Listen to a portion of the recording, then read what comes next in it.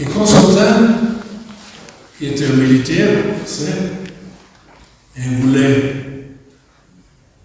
aller pour gagner Rome. C'est la tradition, les histoires qui sont entendues pendant les siècles, a eu un rêve énorme, il a vu une croix, et la voix a dit, dans cette signe, tu gagnes. Historiquement, c'est clair qu'il a changé pour les soldats les signes. Il a fait le signe de croix pour les soldats. Ils sont gagnés, je ne veux pas parler de toute l'histoire, ça c'est très intéressant. Mais c'est intéressant pour notre fête d'aujourd'hui parce que la mère qui est restée à Trèves, dans leur palais, qui était venue à la fin de la cathédrale, jusqu'aujourd'hui, le centre de la cathédrale de Trèves sont les bâtiments du palais de Sainte-Hélène, la mère de Constantin, qui était responsable pour un bistrot au balcon. Ce n'était pas une femme formée, mais elle était ouverte, curieuse. Et c'est pourquoi elle était un des plus pèlerins dans le Terre Sainte. Elle a fait les recherches avec d'autres, avec les écrivains, avec les théologiens. Et on dit, elle a trouvé la croix. Et de cette époque, ce jour, la vénération de croix était venue dans la culture qui commence à être chrétienne, qui n'était pas encore chrétienne, parce que la croix était le symbole le plus cruel de l'Empire romain. C'est pas possible de dire votre salvation, vous êtes sauvés dans le signe de la croix. Comment peut-on faire une analogie, peut-être si on fait une religion, vous êtes sauvés dans le signe du fer électrique? Non, ça n'est pas possible de comprendre la croix, de comprendre ce que veut dire cette proclamation de la croix. Ça, c'est le centre de la foi chrétienne. Et c'est pourquoi aussi Saint Combinien et la croix sont des siècles, pas le même siècle, mais très, très important de voir que la croix veut dire Dieu est allé jusqu'au l'extrême. Nous célébrons aussi, dans cette année, on a parlé dans la communauté catholique et chrétienne, là-dessus je pense, le jubilé du concile de Nicée. Le concile de Nicée était aussi convoqué de Constantin, qui est devenu, après la victoire de Rome, le seul empereur de Rome. Il est à Constantinople, il a fondé une nouvelle ville, Constantinople. Il a convoqué les évêques en 325 pour un concile, pour le premier concile de l'Église. Et la question de ce concile était, qui est Jésus et quelle est la croix? Que veut dire la croix? Que veut dire que Dieu est fait homme? Comment comprendre cela? Et les pères du concile ont discuté, l'empereur était parfois là, mais n'est pas mêlé dans les discussions théologiques. Mais il était intéressé à l'unité pour l'Empire, c'est clair. Ils ont fait une décision, je dis parfois, ils ont trouvé une formule qui est au-dessus de ce qu'un homme peut comprendre. Mais ils étaient sûrs. Et c'est nécessaire de proclamer quelque chose que nous ne pouvons pas comprendre. Et ça, c'est en Jésus, le mystère de Dieu est 100% à la côté des hommes, et 100% à la côté de Dieu. Et ça va ensemble. Ça, c'est le message du christianisme, et ça, c'est le message de Nicée. C'était facile de dire, ah, Jésus est un homme, une création de Dieu, très spécial, très sainte, non, saint, très saint. Non, Dieu, le mystère de Dieu est tout à fait à la côté des hommes, du monde.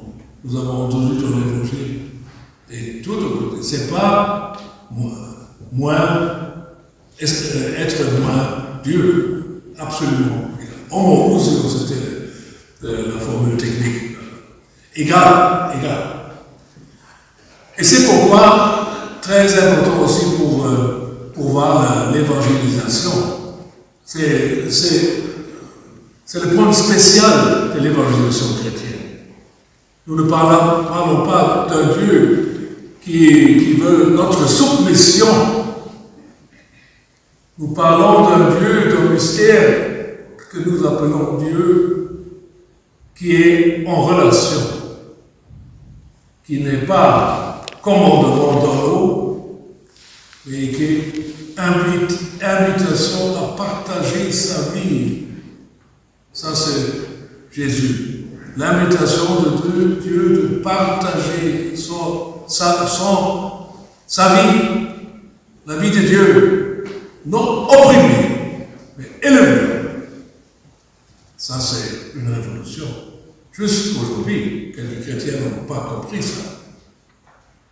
Il faut être très, très clair. Et je vois toujours aussi dans les grands missionnaires, comme Saint-Combinian était grands missionnaires, qu'ils ont trouvé ce point.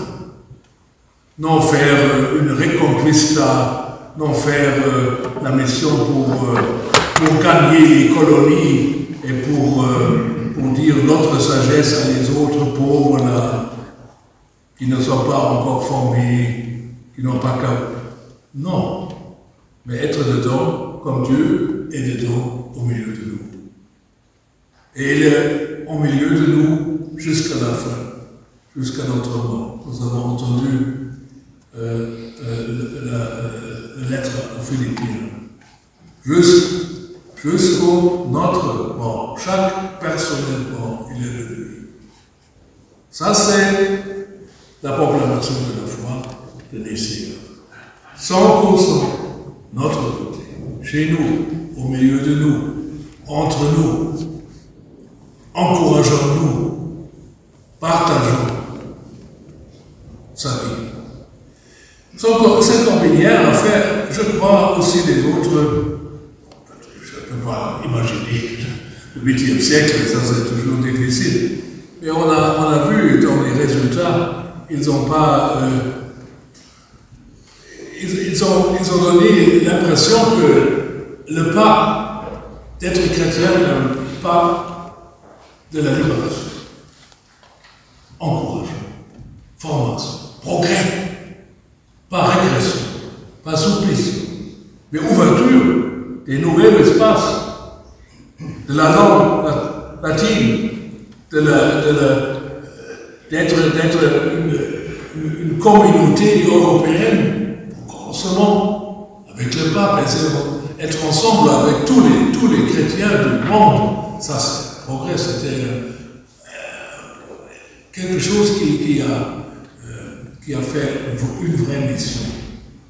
Et ça, pour l'avenir de l'Église, est aussi nécessaire. La mission de l'évangélisation n'est pas seulement parler de la foi et comprendre la foi, mais voir la vie avec un autre horizon.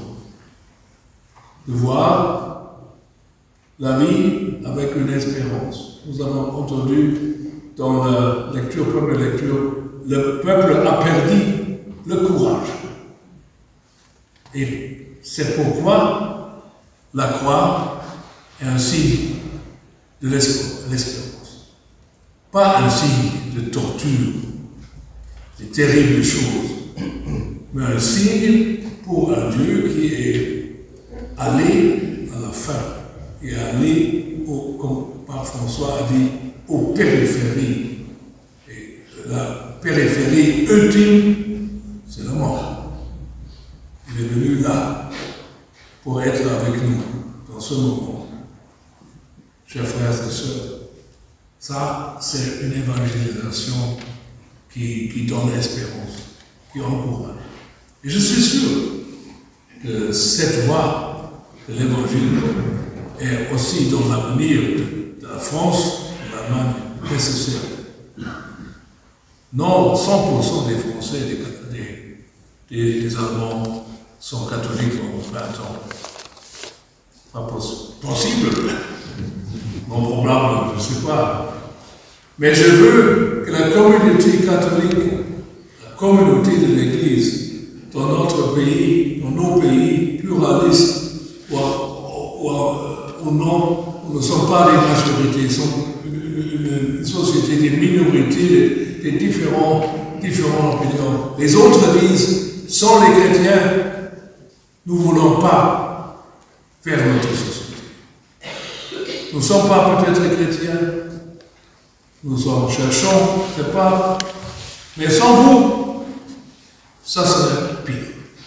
C'est mieux que vous êtes là, que les cloches sonnent, qu'une communauté ouvre le ciel et non perdu le courage, mais a le courage.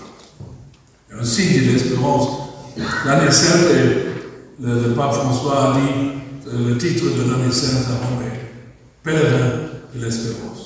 Je crois que ça, c'est le grand sujet de l'évangélisation de notre temps. Les chrétiens ne cherchent pas les chemins où nous trouvons plus, mais où nous sommes et que nous sommes au milieu de cette société, et c'est nécessaire que notre communauté ait une communauté d'espérance avec la croix. J'ai dit, si nous autres, les églises, on fait le signe de la croix visible, et on dit merci, Jésus, pour ton amitié. Merci que je suis baptisé, que je suis entré dans cet amour trinitaire. Et merci que je peux entrer maintenant dans la célébration de la